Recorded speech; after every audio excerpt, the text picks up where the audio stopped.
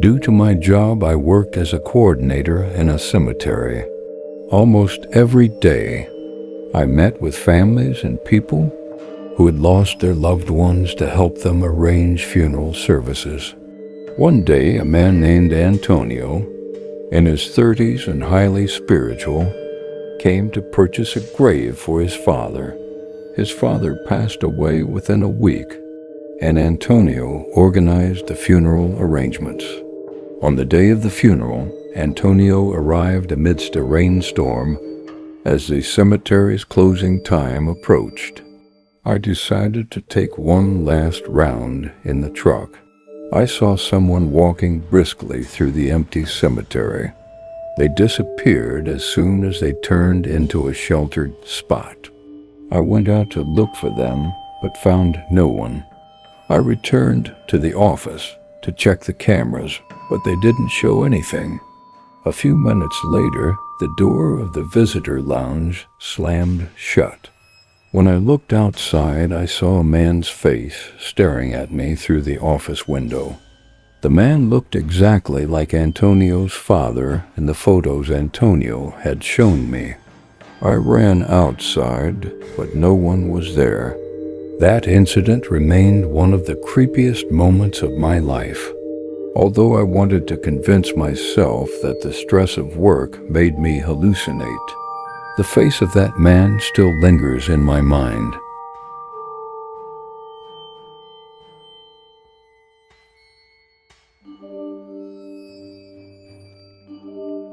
My friend Dave and I were members of a metal band. One night we thought it would be fun to wander through a cemetery at 3 a.m. There was an old cemetery dating back to the 18th century in an abandoned part of town. It looked deserted and had a chilling atmosphere. In the old section, we were examining moss-covered gravestones. While sitting under a tree and chatting, we heard the laughter of a small girl. At first, we thought it was a toy. However, as the laughter echoed, we heard the rustling of leaves approaching us. We started running toward the sounds. At that moment, we realized the noise was chasing us. We ran back to the car in panic. When we checked the trunk, we noticed that the door was open. None of us had opened it. To this day, the eerie laughter we heard that night still echoes in our minds.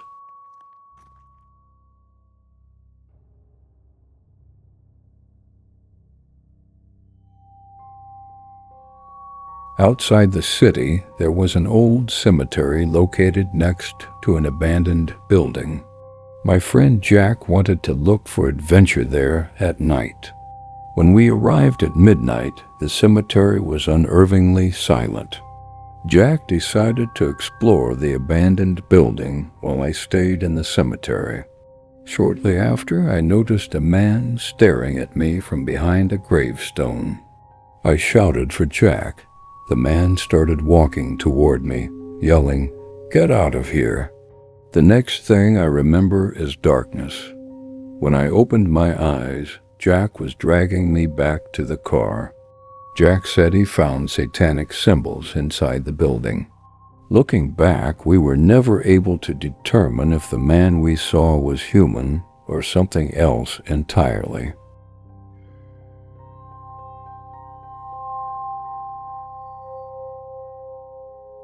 Last July, on my late grandfather's birthday, I decided to visit his grave. It was a rainy and gloomy day. I was alone in the cemetery.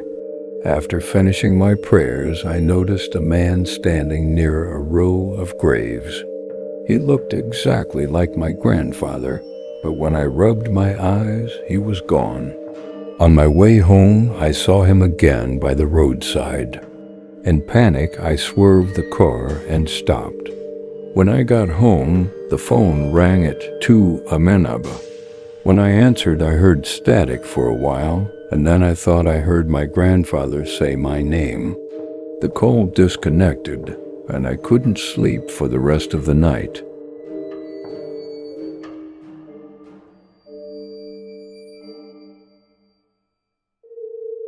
One night, while drinking with my friends, we decided to walk through an abandoned cemetery.